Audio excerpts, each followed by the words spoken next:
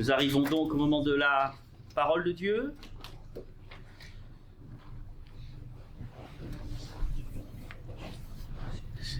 Et aujourd'hui, nous allons parler d'un petit périple, d'un voyage. Ce voyage aurait dû bien se passer. Mais il ne s'est pas très bien passé. Néanmoins, les desseins de Dieu se sont, quoi qu'il en soit, réalisés. Je vais vous inviter à faire une lecture dans Actes, s'il vous plaît. Chapitre 27. Et nous allons lire tout le chapitre. Et je vais le lire dans la version Bible annotée, parce qu'il y a des formules que j'apprécie tout particulièrement. Or, après qu'il eût été résolu que nous nous embarquerions pour l'Italie, alors juste pour votre contexte, Paul a été accusé par les Juifs de sédition, et il est passé de gouverneur en gouverneur, et là c'est le dernier qu'il rencontre, et ce gouverneur-là ne trouve aucun défaut. Il dit, moi cet homme-là, j'aurais pu le relâcher. Mais, dans son cœur, Paul savait qu'il devait comparaître devant César. Et il demande à voir César. Donc là, il décide de partir pour l'Italie. On remit Paul et quelques autres prisonniers à un centenier nommé Jules, de la cohorte Auguste. Et étant monté sur un vaisseau d'Adramite, qui devait naviguer vers les ports de l'Asie, nous partîmes, ayant avec nous Aristarque, macédonien de Thessalonique. Le jour suivant, nous arrivâmes à Sidon, et Jules, traitant Paul avec humanité, lui permit d'aller chez ses amis pour recevoir leurs soins. Et étant partis de là, nous longeâmes la côte de l'île de Chypre, parce que les vents étaient contraires. Et après avoir traversé la mer qui baignait la Cilicie et la Pamphylie, nous arrivâmes à Myra, ville de Lycie. Et là, le centenier, ayant trouvé un vaisseau d'Alexandrie qui faisait voile pour l'Italie, nous y fit monter. Or, comme pendant plusieurs jours nous naviguions lentement, et que nous n'étions arrivés qu'avec peine à la hauteur de Cnide, le vent ne nous permettant pas de poursuivre en droite ligne, nous passâmes au-dessus de l'île de Crète vers Salmone. En la longeant avec difficulté, nous arrivâmes à un endroit appelé Beauport, près duquel était la ville de Lacée, ou Lazée. Comme il s'était écoulé beaucoup de temps, et que la navigation était déjà dangereuse, parce que le jeûne même était déjà passé.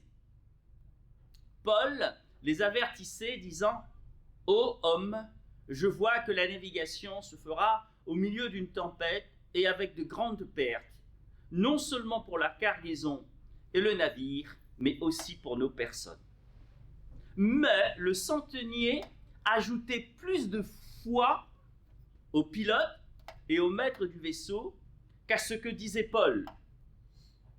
Et comme le port n'était pas propre à l'hivernage, la plupart furent d'avis de partir de là, afin de gagner, si possible, pour y passer l'hiver, Phénix, port de Crète, tourné vers le sud-ouest et le nord-ouest. Or, le vent du sud commença à souffler doucement. Ils se crurent maîtres de leur dessein, et certaines versions disent maîtres de leur destin. Et ayant levé l'ancre, ils côtoyaient de près l'île de Crète. Voilà l'intrigue de l'histoire. Ils se croyaient maîtres de leur destin. Ils n'ont pas écouté Paul parce qu'il y a eu une petite brise légère. Ils ont décidé d'y aller. Mais bientôt, Un vent impétueux qu'on appelle Eurachylon descendit avec violence de l'île. Et le vaisseau étant emporté et ne pouvant résister, nous nous laissâmes aller au gré du vent. Et ayant passé au-dessus une petite île appelée Clauda, nous pûmes à peine nous rendre maîtres de la chaloupe. Après l'avoir hissé, il employait des moyens de secours, il saignait le vaisseau, et comme il craignait d'être jeté sur la Styrte, ayant cargué la voile, il se laissait emporter ainsi. Nous, mais comme nous étions violemment battus par la tempête, le jour suivant, il jetait une partie de la cargaison. Et le troisième jour, nous jetâmes de nos propres mains les agrès du vaisseau. Mais ni soleil ni étoiles ne luisaient pendant plusieurs jours. Et une grande tempête était sur nous. Et à la fin, toute espérance de nous sauver nous était ôtée. Et comme il y avait longtemps qu'on avait mangé, Paul se leva au milieu d'eux et dit: « Ô hommes, vous auriez dû m'écouter et ne pas partir de Crète et éviter ainsi cette tempête et cette perte. Et maintenant, je vous exhorte à prendre courage, car il n'y aura perte de la vie d'aucun de vous, mais seulement du vaisseau. Car un ange de Dieu, du Dieu à qui je suis et que je sers, m'est apparu cette nuit, disant: ne crains point, Paul, il faut que tu comparaisses devant César. Et voici, Dieu t'a donné tous ceux qui naviguent avec toi. C'est pourquoi, ô homme, prenez courage, car j'ai cette confiance en Dieu qu'il en sera comme il m'a été dit. Mais il faut que nous soyons jetés sur quelque île. Ouais, il va faire naufrage, quoi. Or, quand la 14e nuit fut venue, comme nous étions portés çà et là sur la mer Adriatique, vers le milieu de la nuit, les matelots soupçonnaient qu'ils approchaient de quelque terre. Et ayant jeté la sonde, ils trouvèrent 20 brasses. Puis, étant passés un peu plus loin et l'ayant jeté de nouveau, ils trouvèrent 15 brasses. Et craignant que nous donnions sur des récifs, ils jetèrent 4 ancres à la poupe et ils faisaient des vœux pour que le jour vînt. Mais, comme les matelots cherchaient à s'enfuir du vaisseau et qu'ils avaient mis la chaloupe à la mer, sous prétexte de jeter les ancres à la proue, Paul dit aux centeniers et aux soldats: si ceux-ci ne demeurent dans le vaisseau, vous ne pouvez être sauvés. Alors les soldats coupèrent les cordes de la chaloupe et la laissèrent tomber. Et en attendant que le jour vint, Paul les exhortait tous à prendre de la nourriture, disant: c'est aujourd'hui le 14e jour que vous passez à jeun ou à jeûner, dans l'attente sans avoir rien pris. C'est pourquoi je vous exhorte à prendre de la nourriture, car cela est nécessaire pour votre salut. En effet, pas un cheveu de la tête d'aucun de vous ne se perdra. Et ayant dit cela, il prit du pain et rendit grâce à Dieu en présence de tous. Et l'ayant rompu, il se mit à manger. Et tous, encouragés, prirent aussi de la nourriture. Or, nous étions en tout sur le vaisseau 276 personnes. Waouh! Et Dieu dit: Paul, je te l'ai donné. Et quand ils furent rassasiés, ils allégèrent le vaisseau en jetant le blé à la mer. Et lorsque le jour fut venu, ils ne reconnaissaient point la terre, mais ils apercevaient un golfe qui avait une plage, sur laquelle ils projetaient de pousser le vaisseau, s'ils le pouvaient. Et ayant coupé les câbles des ancres, ils les abandonnèrent à la mer, déliant en même temps les attaches des gouvernails. Et ayant mis au vent la voile d'Artimon, ils cinglèrent vers la plage. Mais, étant tombés dans un endroit qui avait la mer des deux côtés, ils échouèrent le vaisseau. Et tandis que la proue, se trouvant engagée, demeura immobile, la poupe se rompait par la violence des vagues. Or les soldats délibérèrent de tuer les prisonniers, de peur que quelques-uns d'eux, s'étant échappés à la nage, ne s'enfuient. Mais le centenier, voulant sauver Paul, les empêcha d'exécuter ce dessein et ordonna à ceux qui savaient nager de se jeter à l'eau les premiers et de gagner la terre, et aux autres de se mettre qui sur des planches, qui sur quelques épaves du vaisseau. Et ainsi, il arriva que tous se sauvèrent à terre. Amen. Belle histoire. Seigneur, c'est ta parole et nous voulons nous laisser éclairer, enseigner, façonner par ta parole. Renouvelle notre intelligence et aide-nous à comprendre, afin, Seigneur, que nous grandissions dans tes voies. C'est vrai, Seigneur, ce voyage aurait dû bien se passer. Mais le voyage s'est mal passé. Ils n'ont sauvé que leur vie. Seigneur, parle-nous, guide-nous, garde-nous, conduis-nous, dans le nom puissant de Jésus. Amen. Nous l'avons compris, frères et sœurs, Paul avait reçu cette instruction de la part de Dieu. Il faut que tu comparaisses devant César. Voilà l'objectif. Et son désir le plus ardent, et pour votre information, on ne comparait pas devant César comme ça. Et pour y comparaître, il faut une raison valable. Et comme il était citoyen romain, il a pu, à cause des différentes accusations, accéder à cette demande. Il devait donc proclamer l'évangile devant César. Donc l'histoire ne dit pas comment ça s'est passé, mais il devait comparaître devant César. Et Dieu lui avait donné sa feuille de route depuis le début. Et tu dois souffrir pour cela. Donc le chemin qui mène à Rome emprunte la voie maritime. Mais il est prisonnier. Mais dans son cœur, il a cette confiance que Dieu est grand et puissant pour accomplir ses desseins.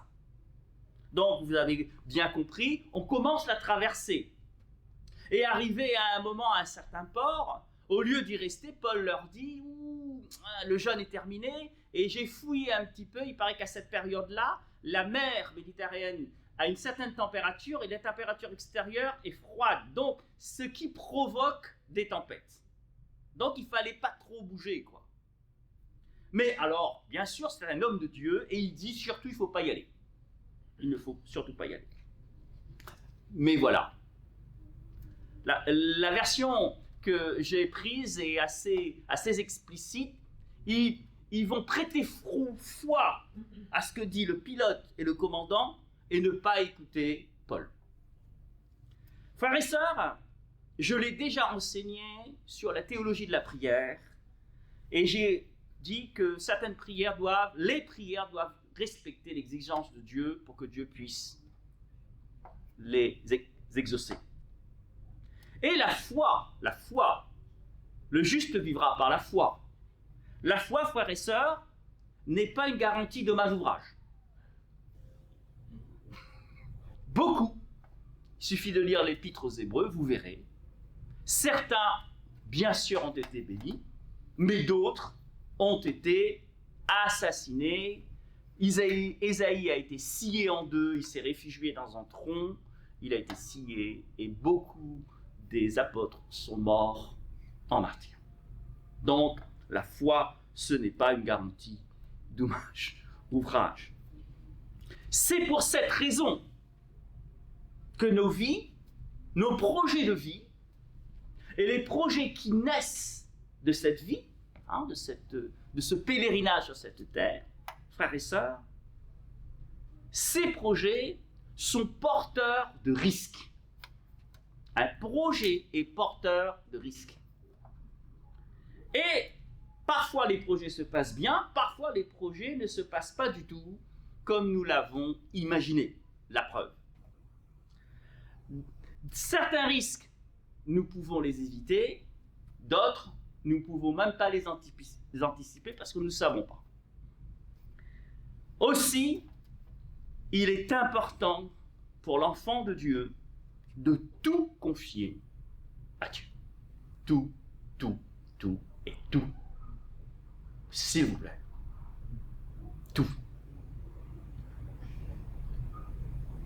Proverbe 16, verset 3, recommande à l'Éternel tes œuvres et tes projets réussiront.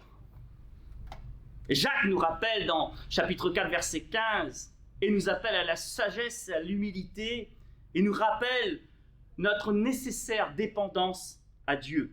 Vous devriez dire plutôt, ou au contraire, si Dieu le veut, nous vivrons et nous ferons ceci ou cela. Ici retentit un rappel fondamental de notre dépendance à Dieu. Il se croyait maître de leur destin. Mais très vite, la tempête va remettre les points sur les i. Et la tempête va les obliger à vivre une vraie désillusion, un échec. Ils se sont trompés. Ils doivent leur salut à la présence de Paul sur le bateau. Y a-t-il un chrétien dans la salle?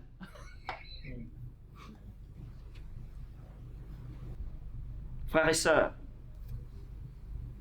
la direction de Dieu prime sur toute prudence humaine, sur tout calcul humain, sur tout raisonnement.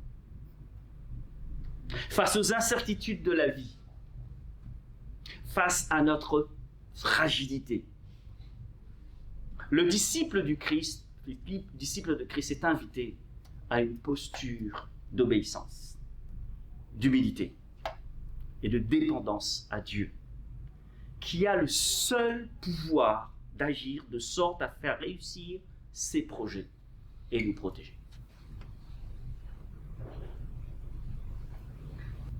Nous verrons premièrement l'importance de l'obéissance. Et dans cette nuit de tempête où il n'y avait plus d'étoiles, ni de lumière, la lumière de Dieu va briller dans le cœur de Paul.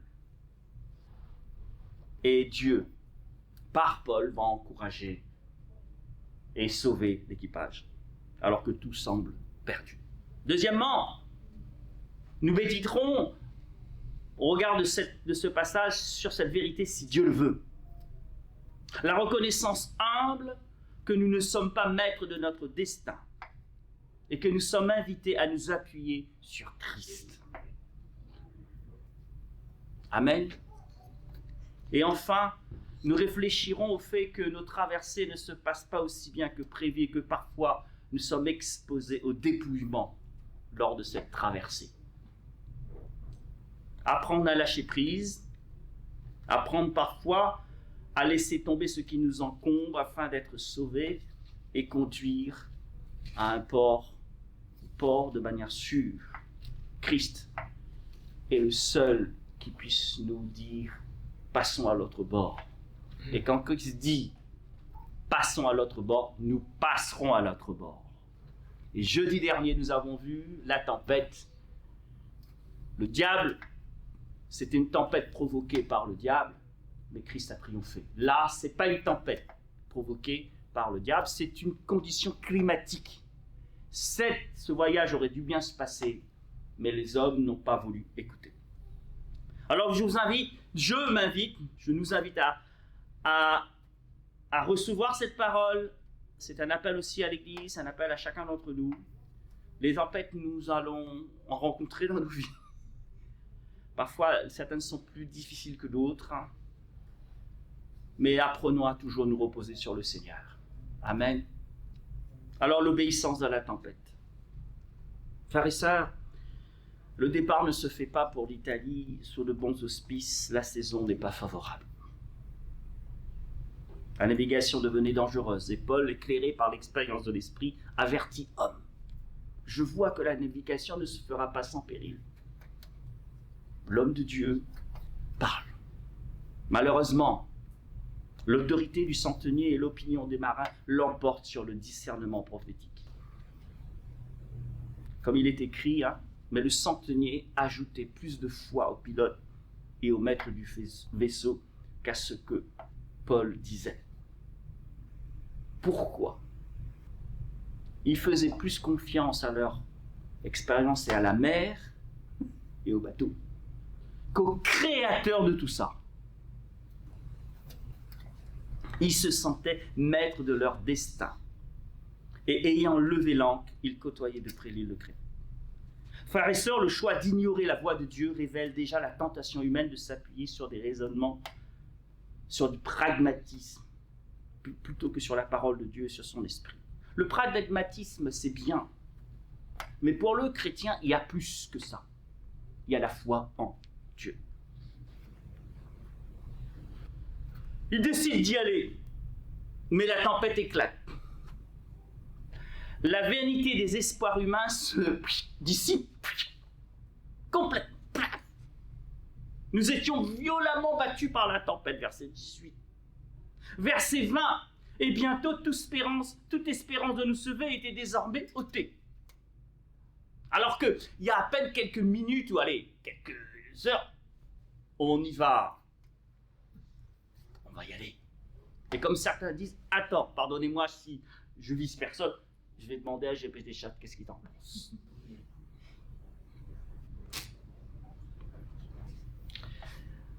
Frères et sœurs, l'obéissance du croyant s'éprouve là dans la nuit et la tourmente.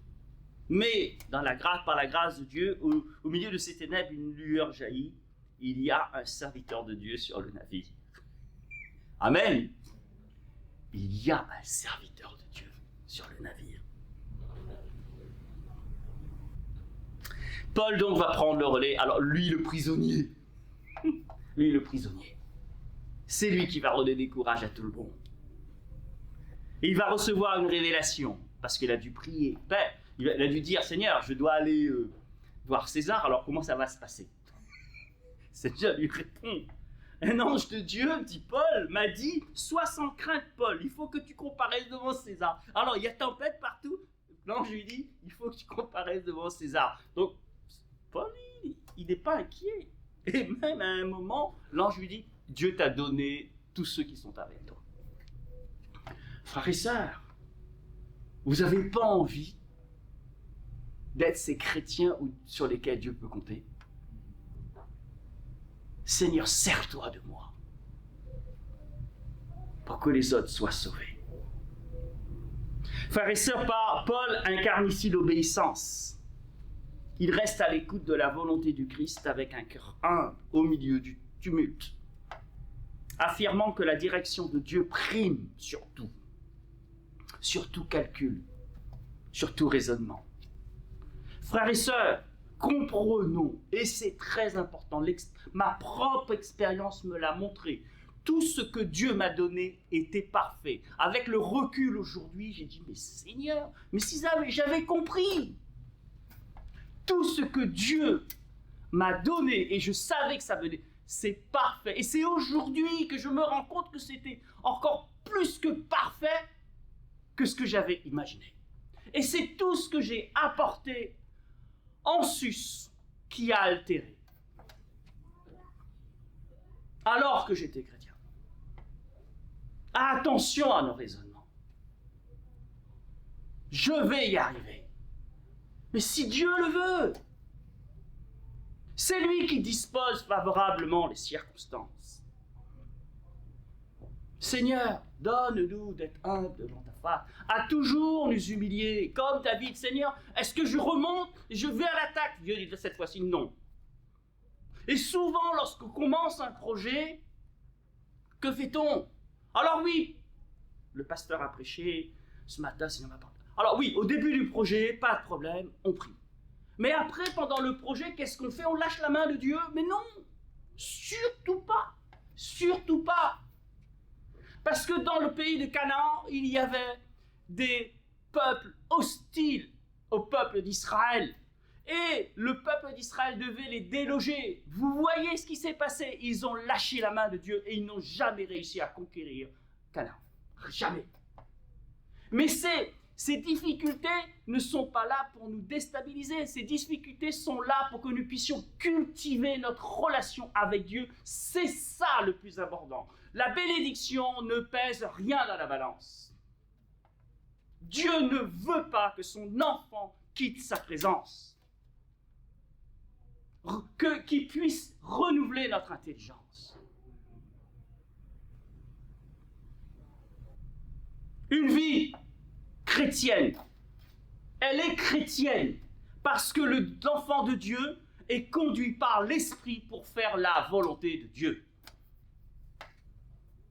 Vous comprenez ça? Mais nous sommes compliqués. Même le meilleur d'entre nous, nous sommes compliqués. Nous sommes compliqués. Nous sommes invités à faire des projets et il faut faire des projets.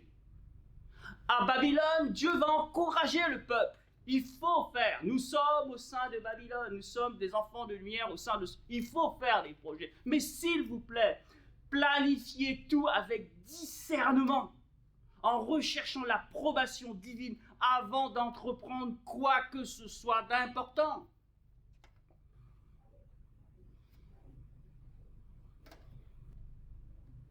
Confions toutes nos initiatives, tous nos plans, tous nos projets, toutes nos activités. C'est un acte de foi. Nous démontrons ainsi notre dépendance à l'égard de Dieu. Le croyant ne place pas sa confiance dans des calculs statistiques, ne place pas sa confiance dans des algorithmes de traitement ou d'intelligence artificielle. Non! Le croyant ne place pas sa confiance dans ce que les autres disent, ce qu'ils pensent. Le croyant met sa confiance dans la parole de Dieu. Seigneur, qu'est-ce que tu dis? Qu'est-ce que tu en penses? Si nous n'avons pas développé cet automatisme, nous courrons et face après de beaucoup de problèmes. Et ce qui s'est passé? Ils n'ont pas voulu écouter. Ils se croyaient maîtres dans le destin. Qui se croit maître de leur destin? Le monde se croit maître de leur destin. Vous savez, il suffit d'un petit virus. Ah, Judith, d'un petit virus. Et là, nous avons besoin de la grâce de Dieu. Le Covid. Nous sommes si fragiles. La tempête est là à cause de leur incurie, à cause de leur irresponsabilité, va mettre à nu la fragilité de l'homme. Notre fragilité. Vous savez, il y a certaines humiliations, vous mieux les éviter. Il y en a certaines qui sont utiles pour notre progression spirituelle, mais il y en a d'autres, celles-ci, ils auraient pu l'éviter. La catastrophe. Il fallait aller à Rome. Mais bon, personne ne vit le soleil ni les étoiles pendant plusieurs jours, et la tempête persistait. C'est l'image de la désorientation spirituelle lorsqu'on n'écoute pas Dieu. Nous devrions dire plutôt, Seigneur, qu'est-ce que tu en penses? C'est bon là? Est-ce que j'ai pris la bonne décision? Frères et sœurs, souvent nous appuyons sur notre expérience. Mais vous voyez bien que les moyens les plus ingénieux, la plupart du temps, échouent face aux tempêtes. Mais les tempêtes s'humilient, s'écrasent devant la volonté de Dieu. Qui est celui-ci qui commande même autant à la nature? Mais c'est qui lui? C'est le Fils de Dieu. C'est lui. C'est lui qui a créé tout ça. Donc quand il parle, on écoute. Amen. Alors, je voulais faire une expérience ce matin parce qu'effectivement, j'ai demandé à ce qu'on éteigne nos téléphones. J'allais demander à quelqu'un s'il vous plaît, de poser la question à ChatGPT. Pour ça, un clin d'œil. La nourriture des 5000 hommes, c'est bien ça. Hein? J'aimerais que ChatGPT me réponde combien ça coûte. Voilà, vous lui posez la question, si quelqu'un veut le faire, là, s'il vous plaît. Posez-lui la question. Voilà, je dois inviter 5000 personnes, normalement il y en a 7000, parce qu'ils n'ont pas compté les femmes et les enfants. Je veux un endroit calme, et je veux pouvoir leur donner 2 poissons et du pain. D'accord? Et après, on va voir ce qui s'est passé quand le Seigneur intervient, quoi. Vous allez voir. Non, alors, vous connaissez déjà la réponse. On va attendre le prix. On attend. Les disciples. Ben non, il faut quand même qu'on expérimente. Non, vous êtes d'accord avec moi? Qu'est-ce que tu en penses, Justin? On va lui poser la question. Et je veux tout, hein. Je veux la sécurité, je veux livraison sur site, tout. Il faut que les poissons soient cuits, il faut que le pain soit bien cuit, et je veux nourrir 5000 personnes. Un pique-nique, alors je ne vais pas avoir une salle, juste un pique-nique. Combien ça me coûte? Voilà, alors rajoutons 2000, alors dire 7000, alors 5000 plus 2000 personnes, on va dire les femmes et les enfants. Vas-y. Alors je continue ma prédication, on va attendre la réponse. Alors voilà. J'ai enseigné sur l'IA. Et j'ai dit que l'intelligence artificielle, vous ne faites pas attention, va gouverner toutes vos décisions. Le système, l'intelligence artificielle n'est pas une force aléthique. Elle ne donne pas la vérité. C'est une analyse statistique. Alors combien? 75 000 euros pour le faire. Jésus, il a payé combien? 0.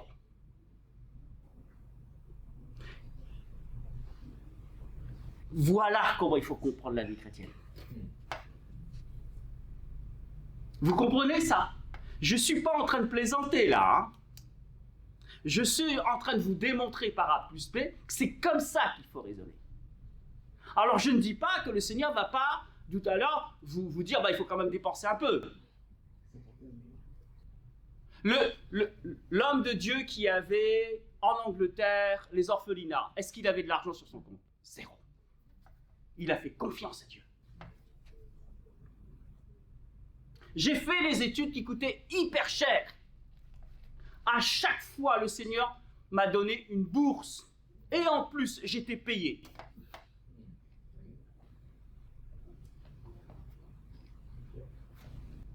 Pourquoi?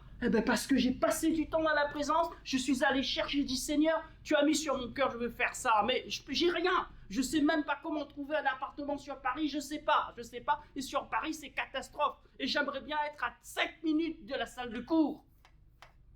J'ai pas d'argent parce que ça coûte cher et je veux faire cette formation. Le Seigneur, en une journée, a tout débloqué. J'ai eu les financements, le bâtiment venait juste d'être construit, c'était à 2 minutes de la salle de cours et c'était sur le campus. Et j'étais payé en plus. Où on va chercher? Dans la présence du Seigneur. Nous sommes invités à cultiver cette dépendance, mais d'un point de vue pratique et non pas intellectuellement seulement. Nous sommes invités à préparer, à agir, à décider toujours, Seigneur, qu'est-ce que tu en penses? Est-ce que tu es d'accord? Cette reconnaissance, cette dépendance ne nous dispense pas d'agir, mais recentre l'action sur l'écoute et la confiance de Dieu et non sur l'autosuffisance. Moi, j'ai tel diplôme, j'ai fait telle école de commerce, je peux faire ceci, oui, mais parfois, ça tombe à l'eau. La preuve, c'était des gens expérimentés qui savaient naviguer, et là, les pauvres, tout s'est écroulé.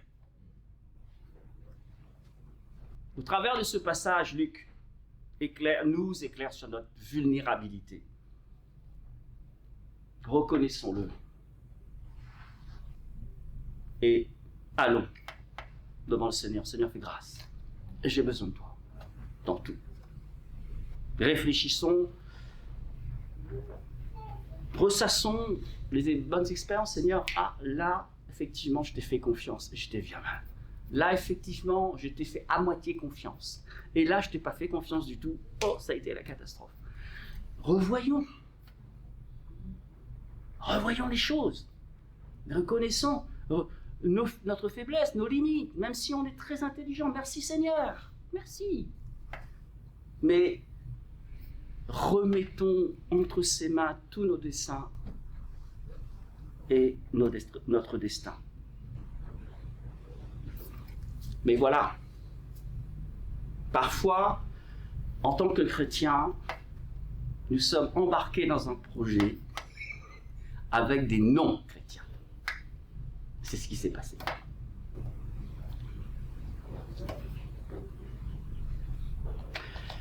Nous aurons alors, peut-être, à perdre des choses dans la traversée. Le récit du naufrage atteint Ça culmine après avoir mangé, ils jetèrent le blé à la mer pour alléger le tableau, le navire. Puis le bateau se brise sur le récif.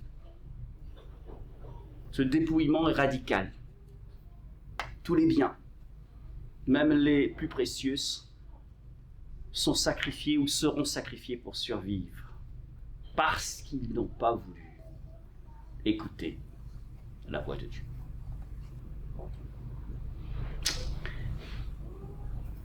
La désobéissance de l'équipage à l'égard des propos de Paul, à l'égard de la volonté de Dieu, va provoquer la perte de tous les biens matériels. Ils ne sauveront que leur vie.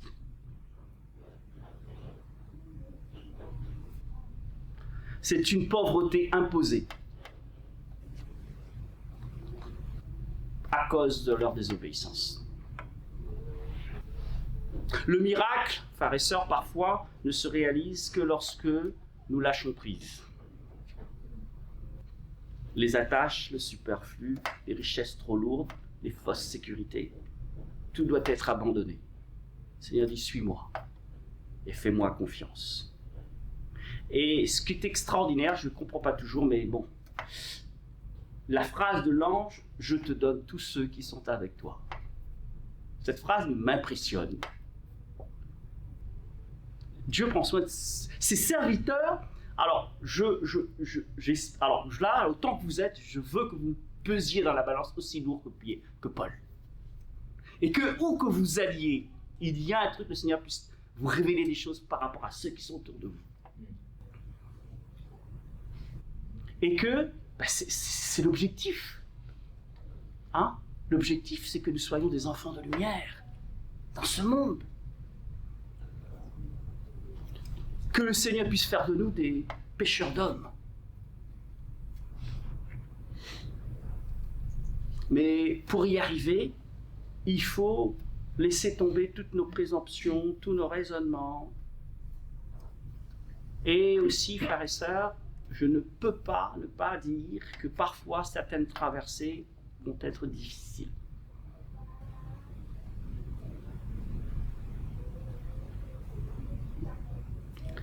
Ce dépouillement est difficile et douloureux. Le dépouillement, ils vont se rendre compte qu'ils se sont trompés. Vous vous rendez compte? Ils vont se sauver à la nage et sur les planches. Hein? Je ne sais pas si Paul est allé à la nage ou sur une planche. Bon, je ne sais pas. Mais c'était la seule condition pour pouvoir sauver leur vie.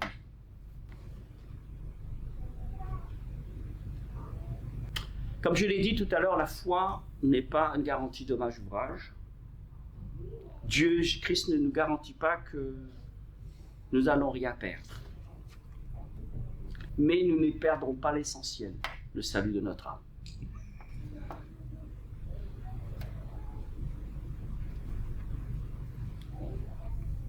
Alors, que le Seigneur nous éclaire, et j'y arriverai à la conclusion. Acte 27, Jacques 4 et les Proverbes tissent un fil rouge. Frères et sœurs, que notre pèlerinage sur cette terre, que toutes les traversées que nous pourrons faire s'inscrivent dans la volonté de Dieu. Car lui seul est le maître de la tempête. Il dort, il se réveille et il dit « tais-toi ». Dans l'obéissance, la dépendance. Et parfois, nous passerons par le dépouillement. Notre dépendance à Dieu, la bonne dépendance à Dieu, j'enlève parfois, se forge dans les épreuves. C'est quand il n'y a plus rien. Et Dieu agit. Pourquoi? Pour qu'on puisse vraiment lui faire confiance. Amen. Pour que notre foi soit solide. Et que cette foi, nous devons le savoir, elle est plus précieuse que les richesses du monde. Face au chaos, à l'incertitude, L'Église doit apprendre à vivre et à proclamer si Dieu le veut. Non comme une résignation, mais comme une espérance active, vivante, confiante sur la fidélité du Seigneur. Puissions-nous, à l'image de Paul, traverser les tempêtes avec cette assurance. Dieu qui nous a appelés nous conduira à bon port. Frères et sœurs, Christ a promis d'être avec nous tous les jours jusqu'à la fin du monde. Dans cette traversée, Christ demeure notre ancre, notre capitaine, notre ami, notre soutien, notre espérance et notre gardien. À lui et à lui seul soit la gloire pour les siècles des siècles. Amen. Inclinons nos cœurs. Seigneur, c'est ta volonté qui s'accomplit. Toujours. Toujours. Paul a bien essayé d'avertir l'équipage. Mais l'équipage n'a pas voulu écouter. Seigneur, sommes-nous toujours attentifs à ce que tu nous dis? Sommes-nous toujours prompts à écouter ce que tu as à nous dire? Avons-nous appris à aller te voir en premier et à tout te soumettre, à chercher auprès de toi la réponse? Seigneur, nous installons parfois dans un confort parce que le temps est décompté, notre emploi du temps est tellement chargé que on aime bien quand c'est facile et vite. C'est par confort. Seigneur, toi, tu n'es pas un distributeur automatique de bénédictions. Tu prends ton temps. Et c'est en ton temps que tu agis. Et il y a un chant qui dit, en tout temps, Dieu est bon. Oui, Dieu est bon en tout temps. Alors ce matin, Seigneur, apprends-nous à toujours te recommander nos activités pour que nos projets réussissent. Et si d'aventure nous nous engageons dans une activité et que la tempête souffle, nous aurons au moins en nous cette espérance, nous sommes dans ta volonté. Et alors, nous n'aurons pas peur, nous n'aurons aucune crainte, parce que nous savons que c'est toi qui nous conduiras à l'autre côté, de l'autre côté, à bon port. Seigneur, continue à travailler nos cœurs, continue à renouveler notre intelligence pour que nous dépendions de toi. Christ dira, je fais ce que le Seigneur, mon Père m'a demandé de faire. Je dis ce que mon Père m'a demandé de dire. Seigneur, il y avait une dépendance entre le Fils et le Père par la puissance de l'Esprit. Une unité. Le sarment ne peut pas porter du fruit s'il ne reste pas attaché au cep. Il meurt. Et tu diras dans ce passage, sans moi, vous ne pouvez rien faire. Combien d'épreuves, combien d'échecs, combien de souffrances, combien d'humiliations il nous faut encore avant de le comprendre. Je te prie ce matin pour que nous puissions le comprendre rapidement, s'il te plaît. Parce que Père, tu préfères prévenir que guérir. Alors renouvelle notre intelligence, bénis ton Église, et merci Seigneur pour ta présence ce matin. Dans le très beau nom de Jésus-Christ, je t'ai prié. Amen. Amen.